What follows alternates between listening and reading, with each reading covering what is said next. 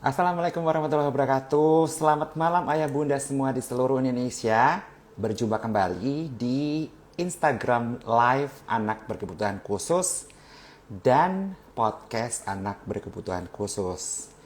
Nah, di episode kali ini kita akan mengusung tema tentang anak mempunyai prestasi yang kurang.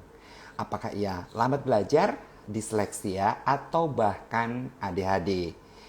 Dan narasumber kita kali ini, seperti biasa di hari Jumat, kita akan ngobrol bersama seorang psikolog, Mbak Maria Wirastari, MPsi, seorang dosen Fakultas Psikologi Unika Atmajaya, Jakarta, dan psikolog pendidikan anak dan remaja.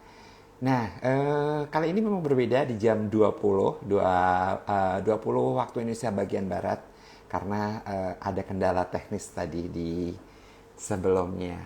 Nah, kita akan undang Mbak Maria, tapi sebelumnya saya ingatkan buat ayah bunda semuanya, jangan lupa bagi yang menginginkan giveaway malam ini, giveaway-nya berupa voucher Gojek sebesar 50.000. Nah, jangan lupa siapkan pertanyaan terbaiknya yang nantinya akan diketik di sekitar jam 20.30 di segmen kedua. Dan jangan lupa harus berhubungan dengan tema malam ini. Anak kurang berprestasi, apakah anak lambat belajar, apakah anak dengan gangguan disleksia ataukah ADHD. Dan pertanyaannya harus bermuatan ada namanya, ada umurnya, laki-laki atau perempuan, kemampuannya sudah bisa apa, dan keluhannya apa. Jadi supaya kita bisa bantu menjawab pertanyaannya. Oke, saya akan undang Mbak Maria. Oke, Mbak Maria belum masuk juga. Jadi tema malam ini akan seputar tentang tadi anak kurang berprestasi. Dan penyebabnya ada banyak nih, dan kita akan kupas malam ini. Jadi bagi ayah bunda semua yang menginginkan informasi supaya putra-putrinya berprestasi secara optimal dalam belajar, terutama di masa pandemi seperti ini, di mana pembelajarannya secara jarak jauh, secara online, dan ini yang nantinya akan menjadi kendala terbesar kalau motivasinya kurang, kalau tanggung jawabnya kurang, kalau anaknya tidak begitu berminat dalam proses belajar. Nah, saya akan undang Mbak Marianya. Oh, belum masuk juga. Jadi jangan lupa ayah bunda, malam ini giveaway-nya berupa voucher Gojek 50.000 yang akan ditransfer langsung setelah acara. Dan jangan lupa untuk mendapatkannya harus memberikan pertanyaan terbaiknya. Pertanyaan seputar tadi tuh, anak kurang berprestasi. Apakah anaknya lambat belajar? Apakah anak disleksia? Dan apakah anak ADHD? Dan memang ini menjadi dilematis semua orang tua, di mana masa pandemi online ini ya memang akan masa pandemi ini pembelajaran jarak jauhnya memang akan menjadi kendala sekali. Oke, saya akan lihat lagi. Oh, belum masuk juga Mbak Marianya. Ya, sekilas banyak DM masuk ke Instagram saya gitu ya, bertanya seputar kenapa ya anak saya tidak begitu berminat dengan pembelajaran sistem yang sekarang. Banyak alasan aja gitu. Ada banyak orang tua yang mengatakan bahwa aduh, di rumah ini udah zona nyamannya dia tuh, jadi merasa bahwa kalau di rumah itu tidak belajar, merasa kalau di rumah itu ya tidur-tiduran, leye-leye, dan seterusnya. Nah, ini yang menjadi masalah akhirnya saat pembelajaran online ini,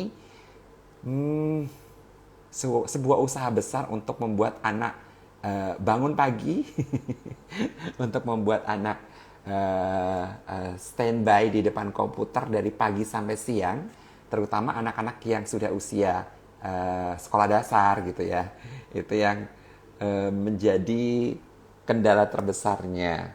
Dan membentuk disiplin belajar yang saat sekarang ini mungkin menjadi kendala terbesar bagi para ayah bunda semuanya, bagi putra-putrinya yang memang sekarang masuk ke PJJ, pembelajaran jarak jauh. Hmm, saya lihat kembali. Oke, Mbak Marinya belum masuk juga.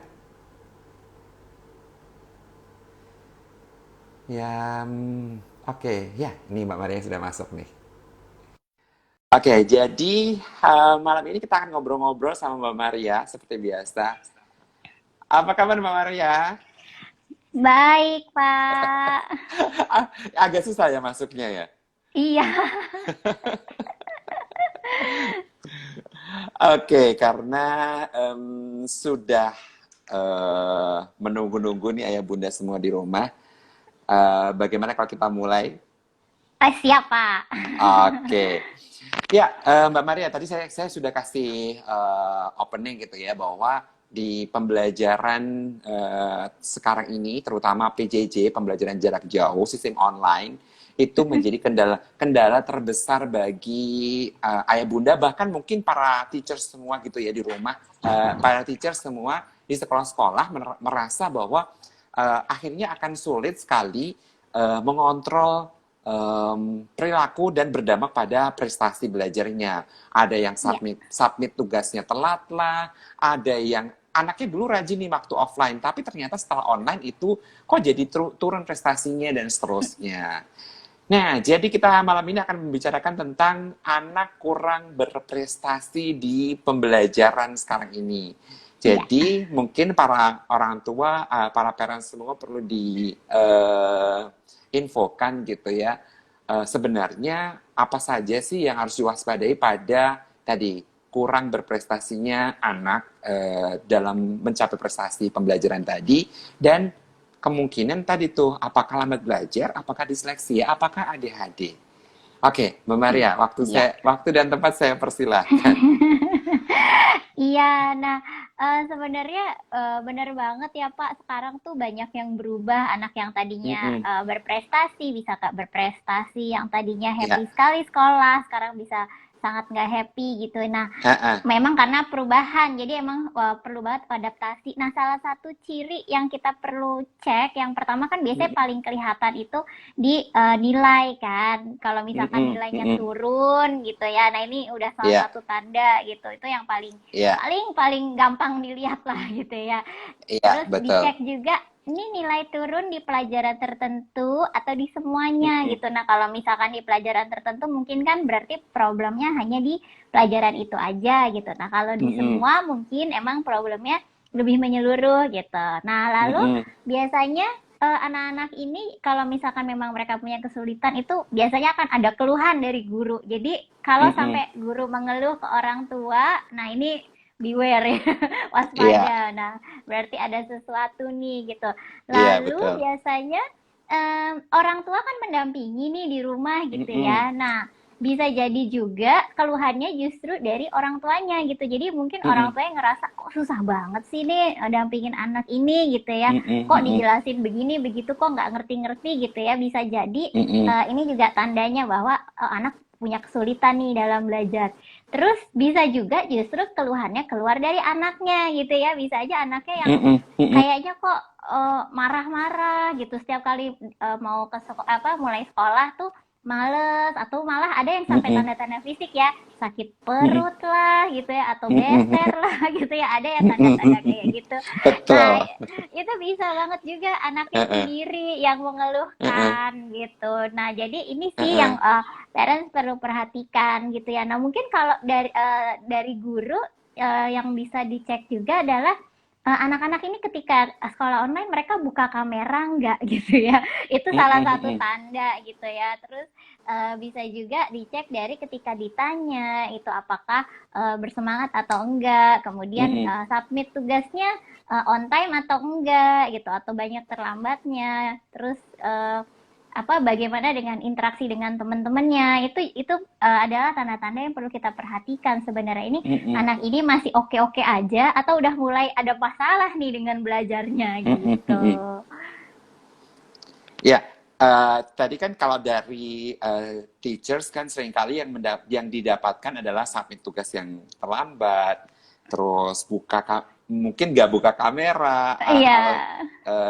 dan eh, nah ini yang mungkin perlu dipastikan gitu ya. Kadang kan ada beberapa anak yang nantinya itu dia manipulasinya itu alasannya sinyalnya jelek lah, alasannya tadi tuh ke toilet terus nggak balik-balik lagi. Iya, betul. Atau ada juga yang gini, Pak, dia ada di situ tapi dia nggak duduk di depan kamera, di kolong meja atau di tempat tidur kayak gitu. Dan banyak keluhan yang masuk ke IG Instagram saya itu adalah beban orang tua yang bertambah banyak saat PJJ seperti ini. Dari yang Iya. awalnya cuman buat masak doang gitu ya, buat nyiapin makan, paling nganter ke sekolah gitu. Nah, dengan kondisi yang sekarang ini, keluhannya makin dari beban orang tua juga merasa stresnya luar biasa gitu ya. Iya, betul. Eh, Apalagi kalau anaknya lebih dari satu ya, Pak. Ini kan semua jadi harus didampingi semua gitu. betul. Jadi bukan hanya guru aja gitu ya. Iya, betul, Nah, betul. oke, Mbak Maria. Sebenarnya membedakan nantinya buat para parents semua nih, membedakan apakah memang itu eh, keluhan anak dengan berkebutuhan khusus lambat belajar, atau disleksia atau ADHD ini seperti apa? Oke, nah, jadi kita mengenali memang kesulitan Hmm. dalam belajar itu kan akar masalahnya banyak ya, banyak Iya, sekali gitu. betul. Nah, salah satunya misalnya kita start dari masalah intelijensi. Ada Mm-mm. anak-anak yang memang lahir dengan kecerdasan yang di bawah rata-rata gitu. Nah, Iya. kalau misalnya kecerdasan yang di bawah rata-rata, otomatis tuh kayak memang kapasitas kognitifnya memang tidak sedikit di bawah dari teman-temannya gitu ya. Jadi Iya. kecepatan untuk mengolah informasinya, istilahnya terus kayak Mm-mm. lemari, mungkin teman-teman lemarinya besar, ini lemarinya lebih kecil Mm-mm. gitu kan. Lalu kalau Iya. di otak itu kan kita bisa umpamakan kayak selang air gitu ya, ada yang airnya Mm-mm. lebih deras, nah ini airnya lebih lambat gitu ya. Jadi ini Mm-mm. Mm-mm. pengolahannya juga lebih lambat gitu. Nah ini kalau yang Mm-mm. masalah dengan intelijensi. Nah, ini yang sering kita kenal sebagai lambat belajar gitu. Nah, Mm-mm. ini biasanya kalau anak-anak seperti ini masalahnya ada di hampir semua pelajaran, terutama Mm-mm. pelajaran yang perlu mikir gitu ya istilahnya. Iya. Ya, mungkin kalau kayak olahraga, seni yang lebih nggak terlalu banyak mikir, mungkin dia Enteng. nggak, ya lebih ringan itu mungkin nggak terlalu masalah gitu ya. Iya. Tapi begitu udah matematika, IPA, IPS gitu, itu pasti Iya. biasanya susah gitu. Nah, tapi memang susah tuh bukan berarti nggak bisa ya. Nanti kita bahas Iya. ya Pak. Atau kita Betul. ini Iya, dijelasin dulu betul. pergangguannya dulu ya, baru Lebih cara-caranya lebih ya Pak ya. lebih fokus bagi parents juga kalau misalnya ternyata anak gue kayaknya ciri-cirinya lambat belajar deh gitu. Karena nanti kalau kita loncat lagi ke disleksia akan berbeda tema lagi. Kita bahas Oke. per topik aja. Oke, nah lalu biasanya kalau anak yang lambat belajar ini judulnya kan kita sebutnya lambat, bukan nggak Ah, ah. bisa belajar Ah, gitu ah, ya. ah, Jadi ah. Iya, sebenarnya bisa mereka, tapi memang mereka punya perlu waktu lebih lama gitu untuk iya. bisa menangkap. Nah, ini trik paling jitunya adalah Mm-mm. diulang-ulang gitu, Mm-mm. Mm-mm. diulang-ulang Mm-mm. dan disederhanakan gitu ya. Kalau misalkan Mm-mm. anak-anak yang cerdas itu kan gampang gitu untuk menangkap kata-kata Mm-mm. abstrak gitu ya, bisa sekali baca udah ngerti Mm-mm. gitu ya. Nah, Mm-mm. kalau Mm-mm. ini perlu untuk bahasanya tuh lebih disederhanakan, lebih dikonkretkan lah gitu. Kayak Mm-mm. bayangkan aja kita ngomong sama misalkan anak kita SD kelas 5 nih, kita Mm-mm. turunin level bahasanya ke misalkan anak SD kelas 1 gitu supaya dia lebih Mm-mm. mudah untuk memahami misalnya gitu. Lalu diulang-ulang tuh ya sekarang biasanya tuh trik belajar yang paling gitu tuh sebenarnya kalau cara saya belajar dulu sekolah salah tuh Pak. Di sekolah belajar diulang di rumah itu ternyata salah. dulu dulu kan Sama baik gitu. iya dulu kan Iya, dibentuknya begitu kan waktu betul. kita kecil Karena ternyata zaman dulu salah. orang tua kita tidak tahu teknik teknik belajar yang tepat gitu. Iya, benar. Mungkin kalau dulu kita belajarnya benar lebih pinter kali dari sekarang ya. Iya. Jadi ternyata ya parents yang betul itu adalah justru anak belajar dulu di rumah Iya. materi yang mau dipelajari besok di sekolah Mm-mm. gitu. Jadi biasanya kan guru juga udah kasih tuh ya Iya, rencana pembelajarannya hari Senin betul. apa, Selasa apa. Jadi Senin pelajarannya bahasa Indonesia, berarti Minggu malam kita belajar bahasa Indonesia gitu. Selasa besok Iya. mau belajar sejarah tentang perang ya, Senin malam kita udah cerita dulu tentang perangnya kayak gitu. Mm-mm. Itu akan lebih mudah gitu. Ini untuk semua anak sih, apalagi anak dengan Mm-mm. lambat belajar gitu ya Betul. sebetulnya.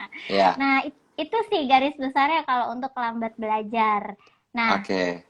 lalu kalau untuk yang punya kesulitan belajar spesifik gitu, ini yang sering kita kenal dengan disleksia, disgrafia, Mhm. diskalkulia yang dis inilah ya. Mhm, Nah, mhm. intinya sebenarnya kalau yang anak kesulitan belajar spesifik itu ibaratnya mereka punya kendala dalam mengolah informasi, tapi biasanya kecerdasannya ini enggak di bawah rata-rata. Jadi kecerdasannya tuh rata-rata, bahkan ada yang rata-rata atas gitu ya, Iya, tapi betul.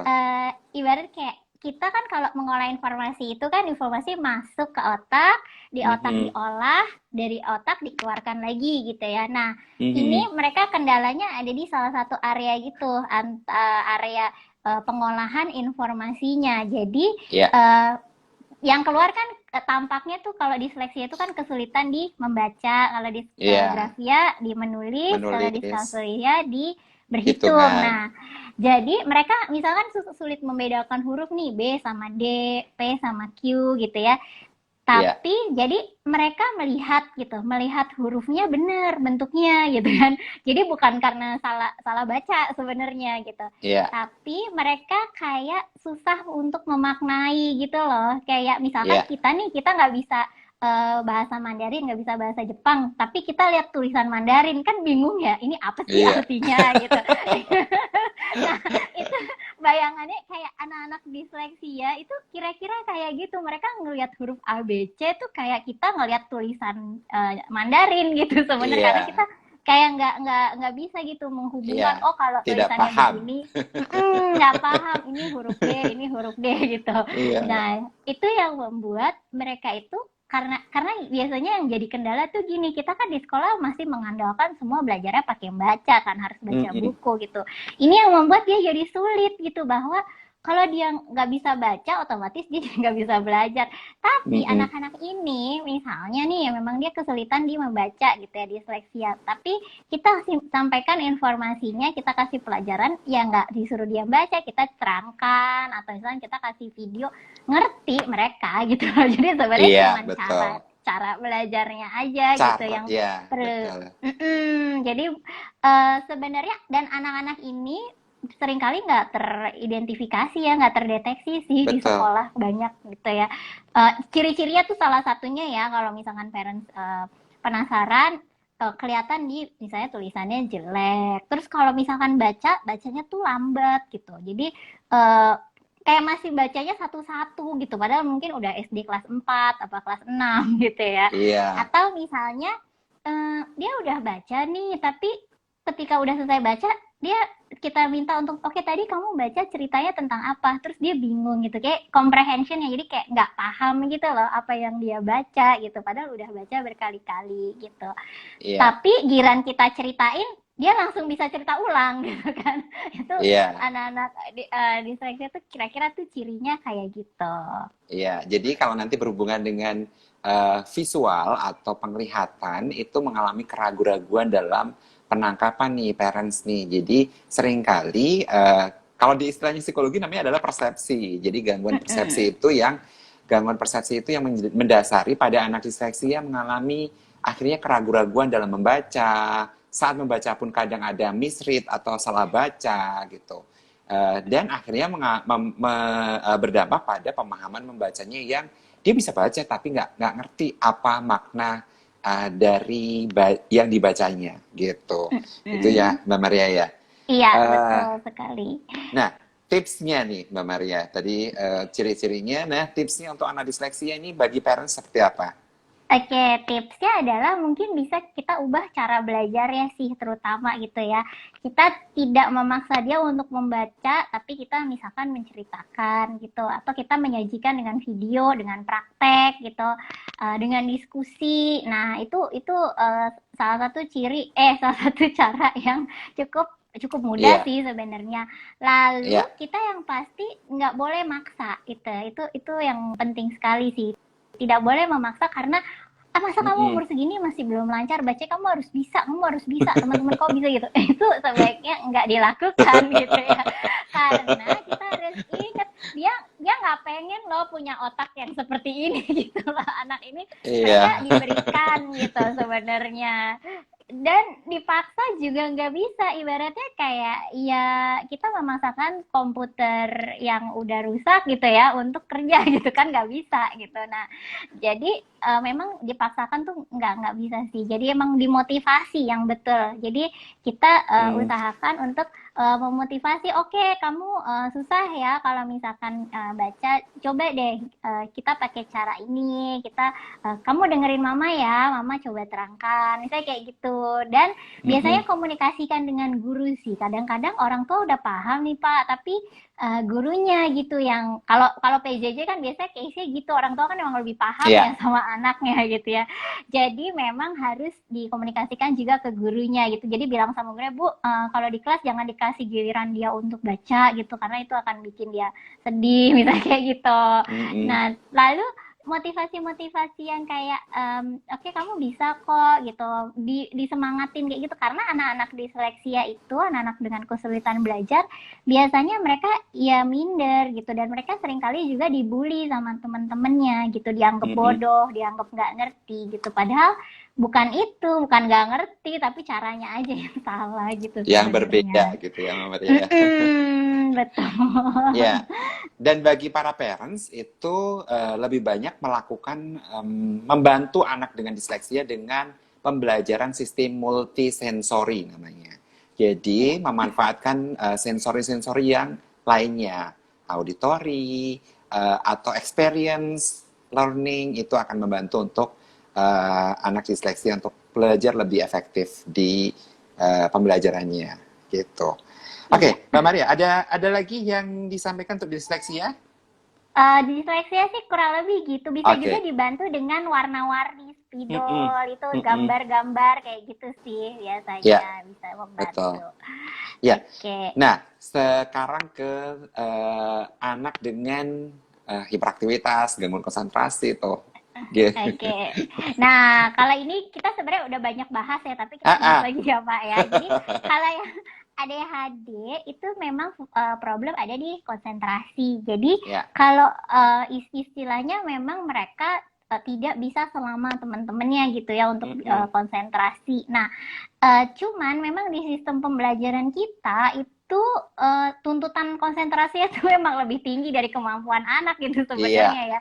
Untuk anak-anak yang reguler pun, yang anak-anak yang tidak bermasalah, itu susah loh untuk bisa ikut satu jam pelajaran kan 45 menit, 50 menit Iya. tuh ya. Itu sebetulnya itu terlalu panjang untuk anak SD gitu ya. Apalagi kalau anaknya ADHD, konsentrasinya jauh lebih pendek gitu. Nah, ini kalau anaknya punya ADHD, apalagi kalau dia hiperaktif juga, artinya dia punya kebutuhan yang sangat besar untuk terus bergerak gitu ya. Mm-mm. Nah, ini perlu banget kita mengubah cara juga sih sebetulnya gitu ya. Jadi kalau misalkan konsentrasinya pendek, pertama kita perlu cari dia kemampuan konsentrasinya itu seberapa, apakah 10 menit, apakah 5 menit gitu ya. Itu yang perlu kita cek dulu pertama. Nah, lalu materi pembelajaran itu kita pecah-pecah sesuai dengan kapasitas konsentrasinya gitu, attention span-nya dia. Kalau memang dia hanya bisa berkonsentrasi 5 menit,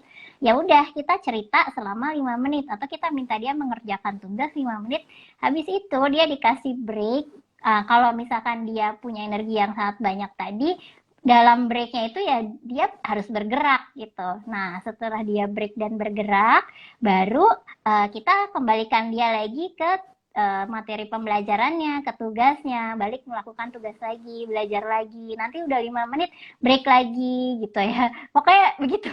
Jadi manfaatkan atensinya dan Iya, informasi materi belajar tuh benar-benar harus dipecah-pecah sesuai dengan kemampuannya anak gitu, bisanya bertahan iya. berapa lama gitu.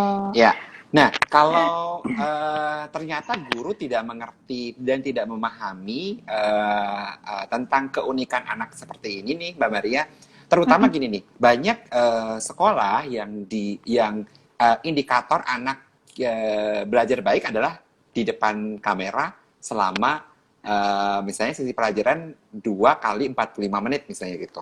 Nah, Mm-mm. eh, itu akhirnya gimana nih? Jadi memang perlu perlu banget untuk mengkomunikasikan kepada pihak sekolah, pihak guru tentang si keunikan anak per anak ini ya, Mbak Maria. Iya, betul. Memang komunikasi dengan guru itu penting gitu, Mm-mm. sangat ya. Karena ya nasib anak di sekolah ya emang di tangan guru gitu Iya. sebenarnya. Cuman kita nggak bisa diam aja dan pasrah sih, karena kan orang tua, apalagi kalau misalkan punya anak yang berkebutuhan khusus, itu salah satu perannya adalah Heeh. sebagai advokat ya, Iya, mengadvokasi kebutuhan anak betul. gitu sebenarnya. Nah, jadi mungkin kalau ngobrol pertama kayaknya belum gol ya, gurunya masih belum paham ya gitu. Ya udah Heeh. ngobrol lagi gitu, dan mungkin bisa juga gurunya diberikan referensi gitu ya, misalkan dikasih apa pengetahuannya, videonya kak, atau misalkan Heeh.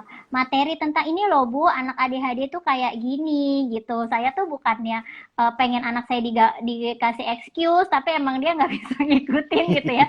Kayak gitu. Kadang-kadang bisa aja guru tuh berpikirnya gitu Pak, maksudnya Iya, ini betul. orang tuanya aja kali nih males ngajarinnya, makanya bilangnya anaknya nggak bisa gitu, padahal ya anaknya nggak bisa gitu. Cuman ada guru yang masih seperti itu pandangannya karena Iya, tuntutannya terlalu tinggi gitu sebenarnya. Jadi iya. kita perlu mengedukasi guru-guru yang masih belum Mm-mm. paham juga sih gitu. Dan lebih seru lagi kalau misalkan ternyata si anak ini punya temen sekelas gitu atau satu sekolah yang setipe gitu. Kadang-kadang kan Iya. ibu-ibu nih kayak umuran saya itu kan hobi gitu ya ngobrol sama sesama ibu gitu ya. Bandingin ya. Mau nggak mau Iya, bandingin nih. tapi kadang kebanyakan juga kayak curhat gitu, kayak sama-sama Heeh. mama-mamanya anak-anak gitu kan. Itu kan dari situ kan kita bisa ngobrol, oh ternyata sama ya anak lo sama anak gue sama nih gitu. Kita sama-sama yuk ngomong ke guru gitu. Jadi biasanya tuh guru kalau misalkan ada 2 3 orang gitu Iya. yang ngomong, mereka akan lebih, oh ternyata nih masalahnya banyak yang ngalamin, gak cuman si ibu ini aja yang rewel gitu Mm-mm. kan. Gitu. Ya, jadi perlunya parents untuk mengkomunikasikan masalah keunikan anaknya tadi kepada guru, termasuk kepada ke pihak sekolah untuk paling tidak akan membantu pembelajarannya lebih optimal sesuai dengan keunikannya. Gitu ya, Mbak Maria ya? Iya, betul. Sama Mm-mm. ketika kita ngobrol, kita juga Mm-mm. perlu udah punya ini nih, sebaiknya udah punya Mm-mm. cara gitu. Karena kalau Mm-mm. kita cuma ngeluh aja, gurunya kan pusing juga ya. Ntar Iya. gimana cara ngajarinnya gitu. Jadi bagus kalau misalkan kita menceritakan, Bu, anak saya ternyata diseleksinya loh, Bu, gitu. Jadi dia Eh, kalau belajar harus begini, harus begitu, sebaiknya dengan cara ini, dengan cara itu. Jadi guru, oh oke gitu. Jadi dia kan dia, kalau kita punya anak berkebutuhan khusus, otomatis guru mm-mm. pun ekstra effort ya sebenarnya untuk Mm-mm. Mm-mm. mengajarnya gitu. Jadi kalau misalkan parents bisa menyampaikan ke guru bahwa dia bisa dengan cara ini, dia bisa dengan cara itu. Nah, itu guru juga akan lebih lebih gampang lah, lebih enak gitu. Oh, oke, saya bisa bantu Bu kalau cuma kayak gini gitu. Iya. Nah, mensiasati dari perbedaan antara aturan di sekolah, aturan dari guru, dan tadi tuh Mbak Maria, keunikan anak tadi, buat para parent seperti apa nih? Harus seperti apa?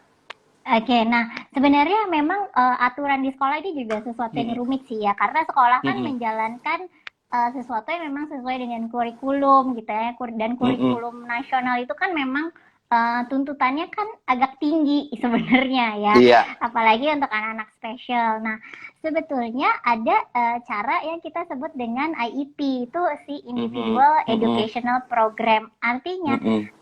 ini ada modifikasi gitu, modifikasi dalam cara belajarnya gitu. Jadi dan kita bisa ngecek lagi, bisa nggak sih sebenarnya si anak kita ini memenuhi tuntutannya, memenuhi target belajarnya gitu. Kalau misalkan ternyata mengikuti targetnya susah, nah parents juga bisa menyampaikan ke guru dan bareng sih sama guru misalnya membantu Mm-mm. untuk bikin jadi anak ini bisa mencapai target yang seperti apa aja. Kita ketika menentukan target, kita ngelihat anak sekarang kemampuannya berapa, terus kita naikkan levelnya gitu. Kalau sekarang udah bisa penjumlahan sampai 10, oke, abis ini berarti targetnya penjumlahan 20 misalnya gitu kan.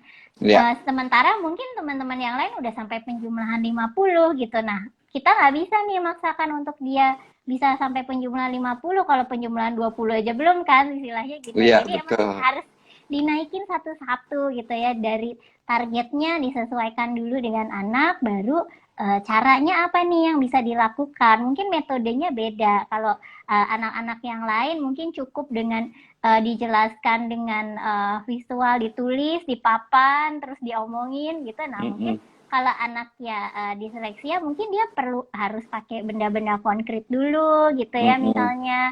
Jadi uh, modifikasi-modifikasi seperti ini yang bisa dilakukan gitu. Dan lagi-lagi parents jangan takut untuk ngomong ke guru karena nggak semua guru pun memahami tentang IEP ini gitu. Iya. Jadi parents boleh kok gitu menyampaikan ke guru, dan kalaupun misalnya ternyata guru sulit gitu ya untuk menerima, uh, kita jangan langsung nyerah gitu ya. Jadi coba lagi gitu. Karena mungkin awal-awal gini loh, kadang-kadang kan guru mikirnya ketika ada orang tua ngadep ke guru, guru tuh udah parno juga kadang-kadang, wih gue dikomplain apa nih gitu kan ya.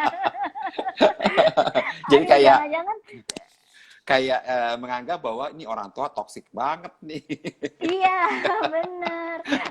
Saya salah apa ya ngajarnya sampai orang tua ini hubungin saya secara pribadi gitu. Jadi kadang guru tuh udah takut duluan. Nah, kalau dalam kondisi udah keakut, udah panik kan otomatis informasi yang disampaikan itu nggak masuk ke Iya, pikirannya betul. juga gitu. Jadi memang mungkin kita perlu juga memperhatikan cara kita ngomongnya gimana gitu kan ya. Mm-mm. Jadi supaya gurunya juga nggak merasa tersalahkan, dan juga yaitu kita sampaikan bahwa kita mau mengajak guru untuk bekerja sama gitu, bukan menuntut gurunya sendiri untuk melakukan. Kalau itu kan juga Mm-mm. stres ya gurunya. Kita kerja sama bu, kita bikin programnya gini, boleh nggak bu buat anak saya kayak gitu.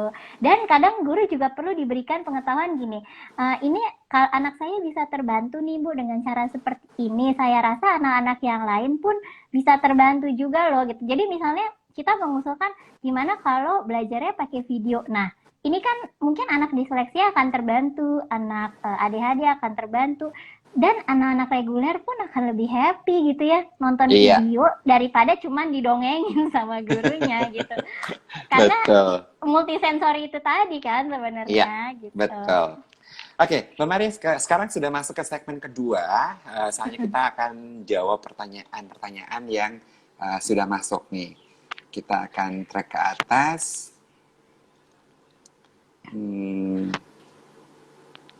Tunggu. Ini banyak. Oke, buat ayah bunda semuanya, silahkan kita sudah masuk ke segmen kedua. Silahkan ketik pertanyaannya. Ingat, tema kita malam ini adalah anak kurang berprestasi, apakah anak lambat belajar, disleksia, atau ADHD. Silahkan. Saya akan masuk ke ini membacakan pertanyaan yang masuk ke DM saya nih, Mbak Maria. Ada pertanyaan tentang bagaimana membuat anak saya usia 7 tahun, laki-laki. seringkali lupa. Jadi kalau diajarin sekarang diajarin, besok sudah lupa. Sekarang bisa, besok saat diajarin tema yang berbeda, pelajaran yang kemarin lupa. Nah, jadi istilah kayak tertumpuk sama informasi baru gitu tuh Mbak Maria. Silakan Mbak Maria. Oke, nah ini emang tricky sih ya kalau misalnya udah dan menguras kesabaran biasanya. Nah, Betul. kita mesti cek lagi ketika belajar itu cara belajarnya sudah tepat atau belum dengan cara belajar anak gitu. Karena kadang-kadang kalau misalkan cara belajarnya tidak cocok dengan cara belajar anak, otomatis ibaratnya tuh kayak informasinya masuk ke otak tapi baru di bagian depan gitu, belum tersimpan gitu ya. Jadi nah kalau misalkan belum tersimpan kan otomatis kayak misalkan kita naruh buku di lemari tapi nggak tersimpan rapi, lemarinya dibuka bukunya jatuh gitu kan. Tapi kalau kita simpan kalau misalkan disimpannya sudah di tempatnya sudah rapi, ya lemarinya dia apa-apain dia akan tetap di situ. Itu umpamanya seperti itu. Nah, jadi kita gunakan cara yang mungkin memang paling tepat gitu untuk si anak itu gitu. Kita coba kalau kemarin cara belajarnya dia dengan misalkan membaca, kita coba cara yang baru. Dengan cara yang baru kira-kira lebih lama nggak ya nempelnya gitu. Dan bisa juga direview terus, diulang. Jadi memang kalau anak-anak yang mudah lupa, itu butuh pengulangan gitu ya. Sebelum masuk informasi baru, diulang lagi. Ketika informasi barunya udah ada, diulang lagi gitu. Jadi semakin banyak mengulang, kita akan semakin mudah mengingat gitu. Kayak kita ngafalin nomor telepon aja gitu kan. Nomor telepon kita lihat sekali kan nggak ingat gitu ya. Tapi kalau semakin sering kita sebut-sebut, akan semakin ingat dan akan hafal gitu. Nah, ini anak-anak juga kira-kira gitu. Kalau emang sekali belajar nggak bisa, mungkin dia perlu diulang sampai 3 kali, 4 kali, baru dia akan bisa ingat gitu. Sebetulnya salah satu cara yang paling gampang sih itu gitu.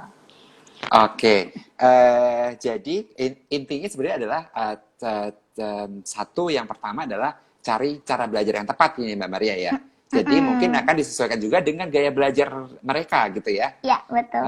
Dan diulang kembali dan dikoneksikan dengan materi barunya. Jangan sampai materi barunya hanya sekedar materi baru lepas dari materi lama. Gitu. Oke, kita bahas pertanyaan yang sudah masuk di Instagram. Dari Instagram Sri_Sari, anaknya usia 5 tahun, cowok, laki-laki, dengan diagnosa dengan berkebutuhan khusus tipe ADHD dan dispraksia. Jadi ada ADHD-nya, ada dispraksianya. Terapinya sudah 3 tahun, masih terkendala belajar menulis dan membaca dan masih sering miss dan mirroring. Jadi jadi dispraksianya ada disleksianya juga nih. Ada miss, ada kehilangan, ada mirroring, ada terbalik hurufnya atau angka yang ditulis, dan anak jadi demotivasi karena sulit buat dia. Bagaimana ya solusinya? Silakan Mbak Maria.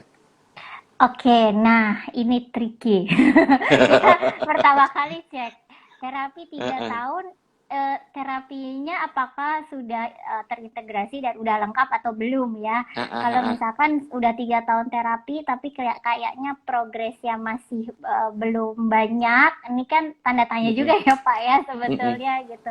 Nah, anak-anak ADHD itu seperti yang tadi, kita memang perlu memanfaatkan konsentrasinya. Biasanya kalau 5 tahun, anak yang reguler itu bisa 5 menit, kalau ADHD ya kita anggap 2 menit lah ya, gitu targetnya misalnya. Jadi kita cuman misalkan mau ngajarin dia nulis, ya paling 1 huruf aja, terus udah bubar gitu. Karena kalau kita tuntut dia lebih tinggi, itu yang akan menyebabkan demotivasi. Karena kan susah gitu, memang untuk dia bertahan 2 menit aja perjuangan, apalagi diminta bertahan lebih lama. Jadi memang kita benar-benar harus mempersingkat waktu belajarnya gitu. Lalu apa namanya, stimulasi sensorinya itu ya untuk kemampuan menulis, itu kita balik lagi pre-writing skills-nya sudah Mm-mm. tercapai semua belum gitu sebelum kita mengajari nulis gitu kan sebenarnya. Iya, Kemarin kayaknya Pak Gun sempat IG live ya tentang betul. tahapan menulis itu ya. Nah, ini Iya, mungkin betul. Ibu Sri bisa cek tuh sebenarnya gimana sih tahapan awalnya untuk bisa melatih menulis. Jadi menulis itu nggak ujuk-ujuk pegang pensil terus nulis gitu ya sebenarnya. Ini yang masih banyak yang belum tahu juga kan bahwa Iya, menulis itu kan dari kita umur 3 bulan udah mulai belajar menggenggam gitu ya. Terus kita iya, mindahin mainan dari tangan kanan ke tangan kiri. Terus iya, kita misalkan menjumput, terus megang iya, sendok, megang capit, pegang sumpit ya kayak gitu-gitu itu kan sebenarnya latihan untuk menulis gitu. Dan ini iya. anak sebelum kita minta dia menulis kita pastikan aktivitas ini dia sudah terampil dulu sebetulnya. Jadi nggak usah menuntut dia bisa menulis dulu, apalagi masih umur 5, dikejar dulu si pre-writing skills-nya. Nah, ini penting juga nih Pak, tadi keluar masalah motivasi dan ini Iya. dialami. Masalah demotivasi ini bisa menjadi dampak dari disleksia, ADHD, Mm-mm. dan masalah-masalah belajar lain yang Betul. terjadi di sekolah sebenarnya ya, Iya. karena ya namanya mereka punya kesulitan untuk mengikuti pelajaran, terus cara belajar di sekolahnya nggak sesuai dengan cara dia, terus ada tekanan dari guru, tekanan dari orang tua mungkin, atau tekanan dari teman-teman. Ini kan bikin anak menjadi sangat down. Nah, sangat down Mm-mm. ini nih yang berbahaya sebenarnya ya. Motivasi Iya. yang menurun. Padahal sebenarnya mungkin kalau tidak semua tekanan itu nggak ada, dia bisa Heeh. kok mungkin ya lebih bagus dari itu gitu. Jadi memang motivasi ini penting untuk ditumbuhkan. Nah, untuk menumbuhkan motivasi, kita harus pertama menurunkan ekspektasi karena biasanya yang paling menekan menekan itu kan ekspektasi dari lingkungan itu pressuring Iya. banget ya sebenarnya gitu. Jadi kita menurunkan ekspektasi kita dulu, kita lihat kemampuan anak seberapa, lalu kita pelan-pelan dorong dari bawah gitu. Ayo, kamu coba lagi. Oh, sekarang kamu belum bisa. Ya udah nggak apa-apa. Besok kita coba lagi ya gitu. Jadi ketika anak nggak bisa tuh kita jangan marah gitu. Itu yang Iya. paling sering bikin motivasi turun. Jadi memang kita perlu meyakinkan kalau kamu coba pelan-pelan kamu pasti bisa kok. Sekarang belum bisa gitu. Selalu dimotivasi dan diapresiasi. Setiap dia bisa progres kecil aja gitu ya dari Mm-mm. misalnya selalu mewarnai di keluar garis tiba-tiba dia bisa Rapi. mewarnainya rapi itu langsung Heeh. harus dimotivasi dan diapresiasi sorry. Dan cara paling gampang mengapresiasi adalah melihat progres dia hari ini dibandingkan dengan progres dia kemarin, itu pasti kita Iya. lihat ada progres gitu Iya. dan itu selalu harus diapresiasi. Itu paling paling gampang untuk meningkatkan motivasi. Iya, oke. Buat Ibu Sri underscore Sari, jangan lupa tadi koordinasikan dengan pihak sekolahnya. Kemungkinan tadi tuntutannya terlalu tinggi, padahal ini anak masih punya masalah dengan tadi tuh ADHD, dispraksia, disleksia, disgrafia, diskalkulianya. Nah, perbedaan tuntutan yang terlalu tinggi dengan kemampuan yang tidak disesuaikan dengan kemampuan anak atau baseline-nya anak akan tadi demotivasi. Dan jangan lupa tadi tuh motivasi dan apresiasi, itu penting. Oke, buat Ibu Sri underscore Sari. Pertanyaan berikutnya nih, Mbak Maria, dari Instagram Megah Main Diawati. Anaknya usia 20 tahun, laki-laki, tunagrahita, kalau diajarkan tidak meningkat dan malas untuk belajar. Apa yang harus dilakukan? Silakan Mbak Maria. Oke, tunagrahita. Oke. Nah, tunagrahita ini kita juga perlu paham tergolong yang mana. Karena kan Ya. tunagrahita ini kan ada yang misalkan dia memang IQ-nya masih di bawah rata-rata, tidak terlalu jauh gitu Mm-mm. ya, masih Mm-mm. ringan. Ada yang Ya. tunagrahita sedang, ada yang memang sudah berat gitu. Nah, kalau Mm-mm. tunagrahita yang masih ringan itu mereka masih mampu didik. Istilahnya yang mampu didik itu artinya masih Mm-mm. bisa ikut pelajaran, tapi umumnya dia akan mentok di pelajaran kelas 6 SD kurikulum nasional ya Mm-mm. gitu. Mm-mm. Nah, Kalau misalkan yang tunagrahita yang sedang itu mungkin masih bisa mengikuti pelajaran sampai kelas 1 atau kelas 2 SD gitu. Mm-mm. Jadi ini disebutnya mampu latih biasanya. Artinya Mm-mm. untuk mengikuti pendidikan yang lebih tinggi akan sulit karena kembali ke kemampuan berpikirnya gitu. Tapi Mm-mm. mereka bisa dilatih untuk uh, aktivitas sehari-hari atau keterampilan-keterampilan yang memang tidak terlalu menuntut proses berpikir yang rumit gitu. Jadi kegiatan-kegiatan seperti keterampilan art kayak gitu ya, atau mungkin memasak yang sederhana gitu, atau aktivitas rumah tangga gitu, packaging, bungkus pembungkus makanan seperti itu Iya. biasanya masih bisa nih kalau yang sedang. Nah, kalau sudah tingkat ya yang tunagrahita berat, ini memang sudah sulit untuk bisa mengikuti pelajaran, susah banget lah itu. Lalu Iya. dilatih untuk keterampilan pun sulit gitu karena memang kemampuannya segitu. Tapi biasanya tuntutannya adalah kalau yang tunagrahita berat adalah daily living skill aja gitu. Jadi Mm-mm. apakah seberapa aktivitas sehari-hari. Nah, kita perlu cek gitu ya sebenarnya tunagrahitanya di level mana. Kalau misalkan memang tidak bisa untuk mengikuti pelajaran yang seperti anak-anak yang lain, kita geser fokusnya gitu. Kita geser fokus, jangan fokus ke dia harus bisa belajar karena toh untuk hidup itu kan nggak hanya kemampuan akademik kan yang bisa kita andalkan sebenarnya Iya. gitu. Jadi kita bisa cari kemampuan yang lain yang anak punya gitu. Kita lihat kelebihannya apa yang dia bisa lakukan. Disitulah yang kita asah untuk dia bisa bertahan hidup. Minimal yang paling simpel adalah si daily living skills, mandi, makan segala sendiri itu sudah tercapai, kita naik level, kita coba keterampilan-keterampilan yang kira-kira bisa dia lakukan itu apa gitu. Nah, syukur-syukur keterampilannya adalah yang bisa digunakan di tempat kerja. Misalnya nih, di restoran fast food kan suka ada petugas yang tugasnya cuman packing makanan atau Mm-mm. misalkan Mm-mm. cuman nganter-nganter atau Iya. hanya misalnya Cuci ngisi piring. ya cuci piring, ngisi Coca-Cola kayak gitu. Nah, Iya. itu hal-hal seperti itu misalkan memungkinkan untuk dia lakukan, ya udah kita latih itu dan kita Mm-mm. bantu dia untuk bisa masuk ke lingkungan yang suportif untuk dia mengasah kemampuan yang itu gitu. Iya. Kalau untuk tunagrahita. Iya. Buat Ibu Megah Widiawati, jangan lupa juga di Indonesia, di Kementerian Sosial itu mempunyai sebuah program yaitu Balai Besar Rehabilitasi Sosial Lanjut. Jadi, Ibu bisa menghubungi Kementerian Sosial. Di situ Kementerian Sosial mempunyai Balai Besar Rehabilitasi Sosial Lanjut menerima anak-anak di atas 15 tahun untuk diberikan bekal skill. Nantinya anak akan masuk ke dalam namanya assessment center. Di assessment center itu anak akan dicek kemampuannya apa, minatnya apa, bakatnya apa, skill vokasionalnya apa, dan akan dilatihkan di situ. Nah, nanti bisa klik di Google, klik aja, clue-nya adalah Balai Besar Rehabilitasi Sosial Lanjut. Kalau di Jakarta itu letaknya di Bogor, namanya Balai Besar Rehabilitasi Sosial Ciung Wanara.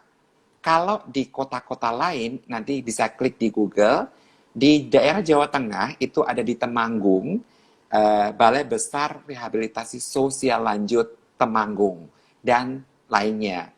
Jadi, bisa menghubungi Kementerian Sosial di Balai Besar Rehabilitasi Sosial tadi. Itu anak akan lebih optimal, anak dengan tunagrahita. Gitu, Ibu. Buat Ibu Megah Widiawati. Oke, masuk ke pertanyaan berikutnya, Mbak Maria. Dari Instagram eno_dwi_s. Saya mau tanya, anak saya 8 tahun, ADHD, tapi dalam mengerjakan tugas selalu cepat dan asal jadi. Bagaimana solusi untuk mengerjakan tugas yang tidak asal jadi, seperti menebalkan huruf dan mewarnai yang terburu-buru? Silakan, Mbak Maria. Oke. Nah, pertama kita harus tahu nih, kenapa dia asal jadi gitu ya. Kalau anak ADHD, biasanya kita ingat-ingat, dia kan memang rentang atensinya kan pendek. Jadi, dia akan berusaha untuk menyelesaikan tugasnya dalam waktu yang sesuai rentang atensinya gitu kan. Jadi, Iya. karena dia mungkin dia bisa konsentrasi hanya 5 menit. Jadi, di pikiran Heeh, dia adalah aku harus selesai dalam 5 menit gitu. heeh, Padahal sebenarnya kan nggak harus 5 menit loh selesainya gitu. Tapi heeh, anak-anak nih pikirannya biasanya kayak gitu. Jadi uh, salah satu cara yang bisa kita lakukan adalah oh ya sama ini anak ADHD tuh biasanya punya kecemasan Pak. Nah ini yang seringkali heeh, heeh, orang tua juga lupa nih.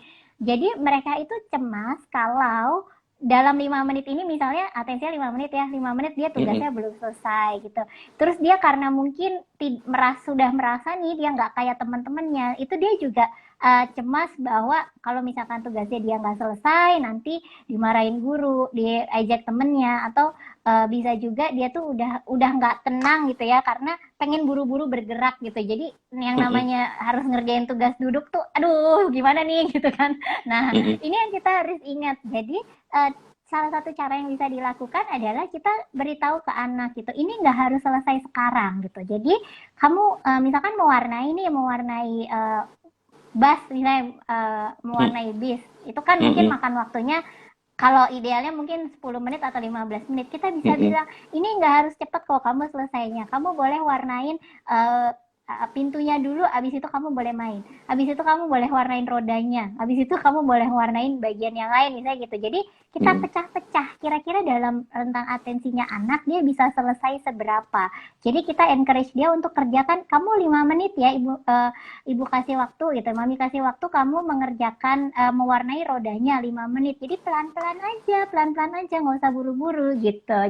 Jadi kita ingatkan untuk seperti itu di tugas itu nggak apa-apa kok kamu nggak langsung selesai, kamu kerjakan sesuai yang kamu bisa aja gitu. Jadi ekspektasi kita juga turun.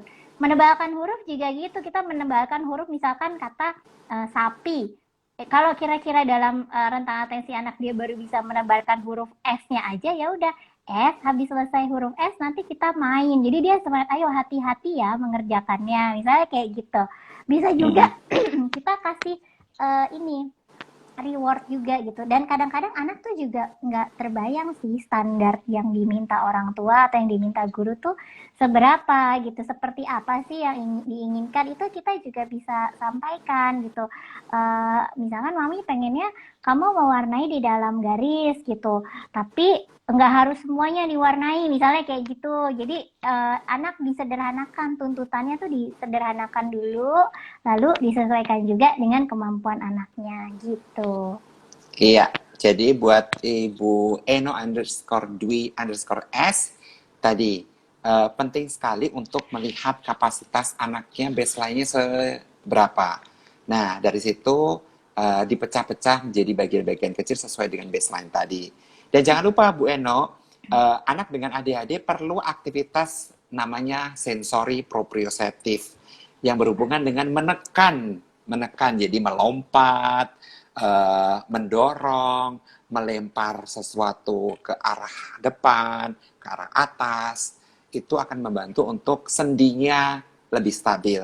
Saat sendinya lebih stabil, itu cenderung tidak melayang dalam pergerakan atau tadi buru-buru. Itu akan membantu untuk kontrol dari sendinya. Itu PR-nya. Dan jangan lupa, sebelum belajar yang membutuhkan konsentrasi dan duduk tenang, diberikan aktivitas tadi, sensori proprioceptif. Itu yang PR-nya buat Bu Eno Dwi. Oke, pertanyaan berikutnya dari Lilianti Lilianti 146. Anak saya kan ada ASD-nya, ada dispraksianya. Bagaimana mengajari anak dispraksia biar nggak selalu distrak sesuai usia anaknya adalah 9 tahun. Ini masalahnya yang kita kemarin bahas nih Mbak Maria, distraksia di Iya. developmental coordination disorder. Oke, silakan Mbak Maria. Anaknya 9 tahun ASD dengan DCD. Dan bagaimana ini Ibu Lilianti minta saran bagaimana mengajari anak dispraksia biar selalu nggak distract, nggak gangguan konsentrasinya kemungkinan. Oh, maksudnya mungkin biar apa ya, tidak mudah Lebih lebih fokus gitu teralih. ya. Ya, karena istilahnya Ya, nggak selalu distract. nggak ya mungkin maksudnya nggak gampang Ah, ah, terganggu dengan lingkungan betul. gitu ya. Iya, betul. Oke, nah ini apa challenge juga nih ya kalau anak Ah, dengan ah, autism itu kan banyak sebenarnya kan kondisi penyertanya ya ah, dan ah. salah Iya, satunya adalah si DCD-nya dispraksia. si Ya. dispraksia ini. Nah, gimana caranya untuk supaya nggak mudah terdistract adalah ya kita meminimalkan distraksinya gitu sebenarnya. Kita yang Mm-mm, tahu si anak ini lebih paling gampang tuh terganggu dengan apa? Dengan yang visual atau yang mm-mm, suara, yang auditori gitu ya. Itu kita harus cari tahu apa sih yang bikin dia terdistract paling mm-mm. paling gampang terdistractnya tuh dengan apa gitu. Karena ini setiap anak beda. Nah, lalu kita harus mengupayakan supaya yang bisa mendistraksi dia itu nggak ada. Nah, misalnya kayak kita meminta dia untuk belajar, ya di sekitar tempat belajarnya jangan ada mainan gitu ya. Memang situasinya situasi belajar gitu ya. Mm-mm. Lalu misalnya kalau misalkan dia terganggu dengan suara gitu, ya kita harus cari situasi yang misalkan lingkungannya lagi sepi sehingga dia bisa konsentrasi gitu. Jadi sebetulnya kita perlu cek dulu gitu, terdistract-nya tuh karena apa gitu. Ya, oke, buat Ibu Lianti, jangan lupa sebenarnya kita harus menyelesaikan si penyebab-penyebab dari rentang atensinya pendek tadi. Jadi terdistraksinya. Nah, Mbak Maria, ternyata waktu kita sudah sangat-sangat sebentar lagi. Saya sudah diingatkan sama panitia di WhatsApp. Oke, buat ayah bunda semuanya, pemenang giveaway malam ini adalah pemilik Instagram Sri_Sari. Jadi buat pemilik akun Instagram Sri_Sari, jangan lupa habis acara ini DM ke Instagram Yamet.Cilandak untuk memberikan nama lengkap, alamat lengkap, dan nomor handphone yang ada fasilitas Gojeknya. Jangan lupa DM ke Yamet.Cilandak dengan memberikan nama, alamat lengkap, dan nomor handphone yang ada fasilitas Gojeknya. Oke, Mbak Maria, tinggal 3 menit. Silahkan pesan-pesan buat ayah bunda semuanya berkaitan dengan tema malam ini.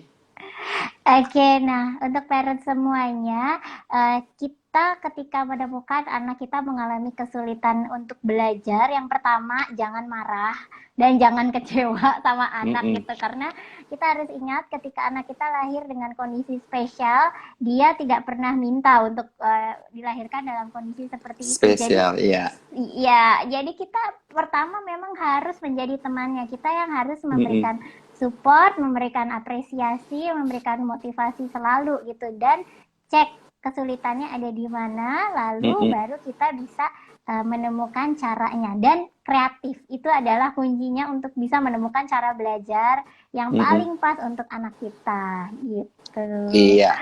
Oke, buat ayah bunda semuanya, jangan lupa bila ketinggalan ngikutin Instagram live kali ini, tetap bisa disimak di feed kita di Instagram saya atau Instagramnya Mbak Maria atau di YouTube channelnya kita. Jadi YouTube saya adalah Anak Berkebutuhan Khusus atau YouTube-nya Mbak Maria Special Kids. Nah, Mbak Maria, terima kasih waktunya. Ternyata waktu kita tinggal 2 menit. Iya, kita ketemu lagi minggu depan Pak Minggu Gun depan dengan dan tema apa Mbak Maria? temanya Kita minggu depan kita akan uh, membahas uh, lagi tentang tentang pola diet. makan. Oh iya, betul.